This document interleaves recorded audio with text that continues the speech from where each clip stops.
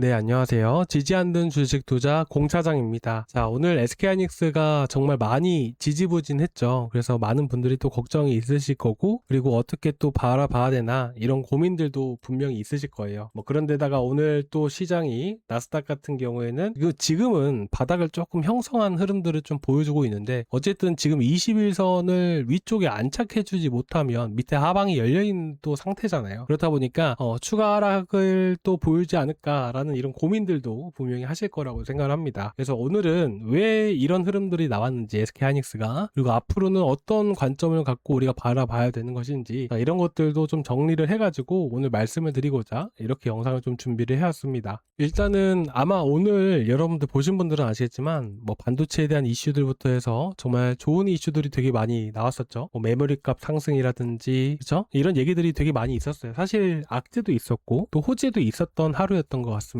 애플 중국 메모리 구매 허용할 듯, 그리고 CXMT에 대한 상하이 증시에, 상해 증시에 또 추가 상장에 대한 얘기들까지, 악재도 있었고 호재도 있었고, 하지만 사실 호재에 대한 부분들과 악재에 대한 부분들을 두 가지 이제 비교 분석을 해봤을 때, 사실 제가 느꼈을 때는 호재가 좀 더 강력했다 라고 생각을 했습니다. 하지만 그럼 호재에도 불구하고 왜 이렇게 하락을 보일 수밖에 없었을까요?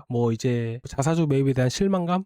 이런 거였을까요? 아닙니다. 저는 그렇게 생각을 하지 않아요. 자사주 매입 같은 경우에는 오히려 24일날 SK하이닉스도 65만 주, 삼성전자도 180만 주가 추가적으로 있는 일정이 있었습니다. 근데 이렇게 시장의 분위기가 확 바뀔 수밖에 없었던 결정적인 이유를 꼽아봐라 라고 한다면 분산 장세가 나와줬기 때문이라고 생각을 합니다. 이 분산 장세가 왜 나왔는지, 이게 또 분산 장세가 무엇인지 같이 한번 분석을 해볼 건데, 지금 보고 계신 것은 이제 금요일날 미국 증시에 대한 전체 흐름을 보고 계시는 거예요. 태양광, 반도체 섹터 보게 되면 좀 약세를 띄었었죠. 그리고 밑에 보게 되면 양자 섹터는 또 강력하게 움직여졌습니다. 제약바이오 섹터도 아직 호재나 이슈가 있기 때문에 급등을 보여줬고, 원전, 전기차, 우주항공, 리튬 쪽도 어떻게 보면 대표 섹터들이 전체적으로 상승했다는 것을 우리가 이걸 통해서 알 수가 있죠. 자, 그런데 우리가 여기서 한 가지 또 기억해둬야 되는 부분이 뭐냐면, 미국 증시 같은 경우도 얼마 전에 우리나라 증시 폭발적으로 상승을 했을 때, 지금 리튬, 우주항공, 광통신 이런 종목들, 전기차, 원전 이런 전체 섹터 안에서 메모리 이런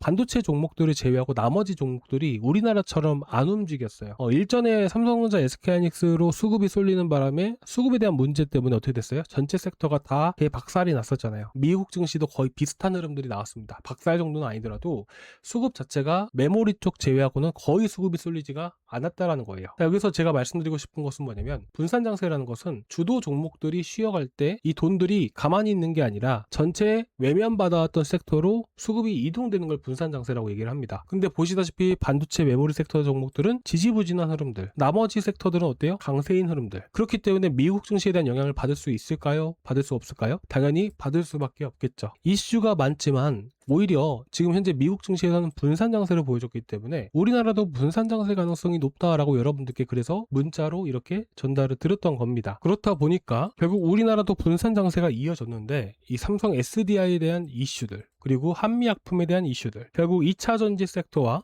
이 제약바이오 쪽으로 이슈가 있다 보니까, 분산 장세에 더해서 이슈가 이렇게 나오다 보니까 이 조건들이 부합을 하면서 시장의 돈들이 2차 전지 섹터와 제약바이오 위주로 해서 이렇게 또 돈이 많이 쏠리는 이런 패턴들이 나올 수밖에 없었다라는 것이죠.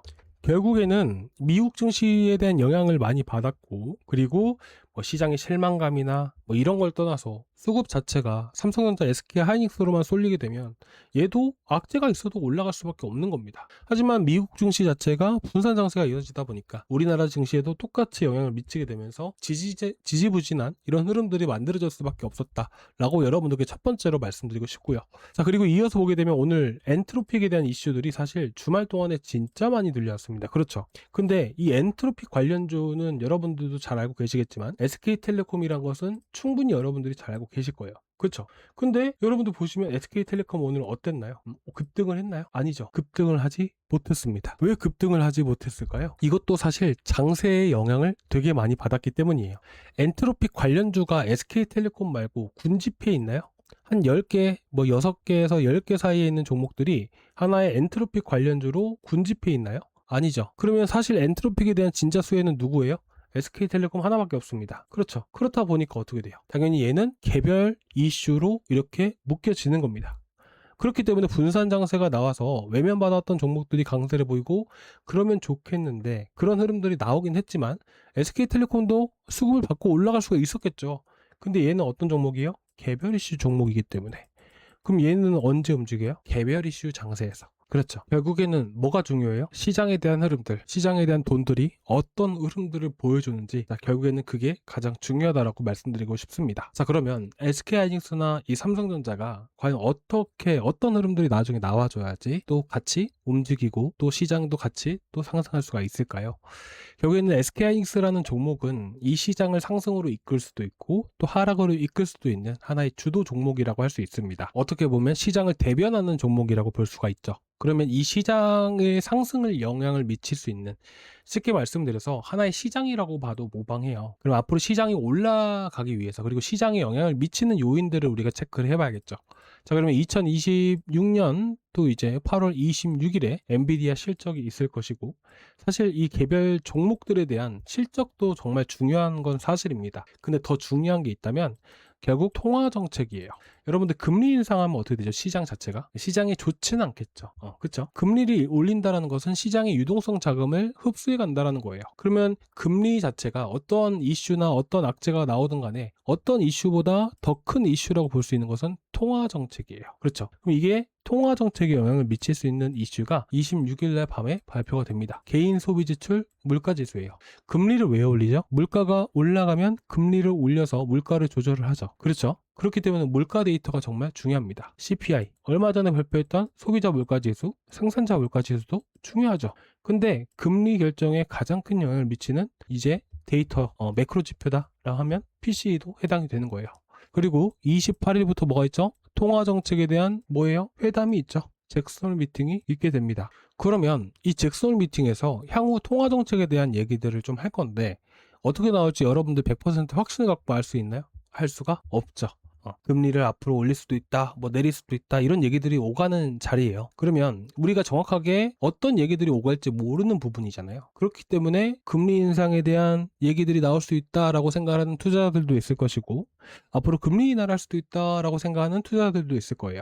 그러면 이제 좋은 쪽으로 생각하는 사람들은 하방에서 매수할 준비를 할 것이고, 반대로 안 좋은 쪽에 얘기가 나올 것이다 라고 생각하는 사람들은 차익 실현을 할 수도 있겠죠. 그럼 마찬가지로 차익 실현하는 건 매도세, 그죠? 매도세를 의미하게 됩니다. 그리고 반대로 떨어질 때 좋게 나올 수도 있어. 그럼 나는 매수를 기다리고 있는 매수 대기자들이 많이 있겠죠. 그렇다 보니까 이런 중요한 이벤트를 앞에 두고는 매수세와 매도세가 강력하게 이제 고점과 저점에서 나올 수 있는 부분이다 보니까 보통 이런 자리에서는 뭐라고 얘기를 하냐면 상승과 이제 하락이 제한된 흐름들이 나온다. 쉽게 말해서 단기 박스권 횡보 장세가 지속된다 라고 나오는 겁니다. 그렇기 때문에 잭슨 미팅에서 어떤 얘기가 나오는지 우리는 그걸 가장 관심 갖고 볼 필요가 있고요. 그리고 이제 9월 달에는 뭐가 있나요? 9월 16일에는 통화정책 FOMC가 있게 되죠. 그러면 이 전에 똑같이 CPI와 PPI가 발표가 됩니다. 그러면 9월 달 통화정책과 10월 30일에 나오는 통화정책에 영향을 미칠 수 있는 하나의 중요한 지표가 되겠죠. 이제 16일 이전에 발표가 될 거예요. 자, 그러면 이제 우리가 현재 9월 달까지의 흐름들을 봤을 때 어쨌든 FOMC 이후에 FOMC 전에 영향을 미칠 수도 있겠지만 방향이라는 것 자체가 여러분들이 딱 보셨을 때 어때요? 오히려 9월 16일 이후에 방향이라는 게 나올 수 있지 않을까요? 그렇죠? 그럼 그동안은 박스권 행보하는 흐름들이 나와줄 수가 있겠죠. 그래서 여러분들이 SK하이닉스 들고 계신 분들은 앞으로 이런 이슈들을 계속 체크하고 볼 필요가 있는 것이고, 그리고 마찬가지로 길게 흐름을 보시게 되시면서 9월 중순 이후에 시장의 방향이 결정될 수 있다. 딱 요 정도로 보시는 게 맞겠죠.